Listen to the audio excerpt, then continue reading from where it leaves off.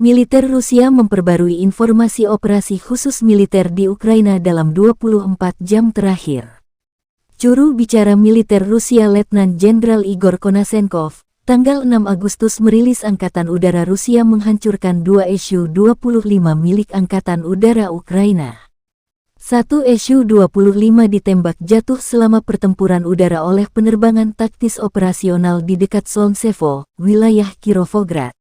Su-25 Ukraina lainnya ditembak jatuh oleh sarana pertahanan udara di dekat Radgosnoye, wilayah Kherson.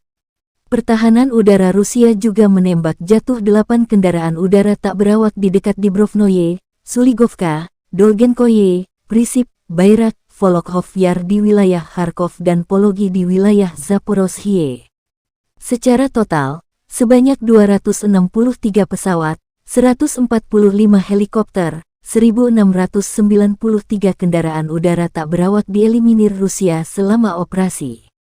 Juga 361 rudal permukaan ke udara, 4.259 tank dan kendaraan tempur lapis baja lainnya, 789 peluncur roket ganda, 3.270 buah artileri dan mortir lapangan, dan 4.739 kendaraan militer khusus telah dihancurkan sejak dimulainya operasi militer khusus, kata Letjen Igor Konashenkov.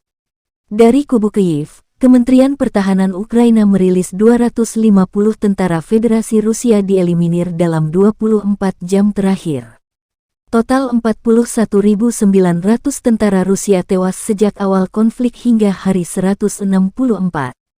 Presiden Ukraina Volodymyr Zelensky rapat khusus dengan Panglima Angkatan Bersenjata Ukraina Jenderal Valery Zaluzhny, Menteri Pertahanan Oleksiy Reznikov membahas perkembangan terkini. Zelensky menyebut Rusia akan menanggung kerugian besar jika tak segera meninggalkan Ukraina. Sejarah akan mencatat penjajah akan menanggung kerugian dan diperlakukan, kata Zelensky.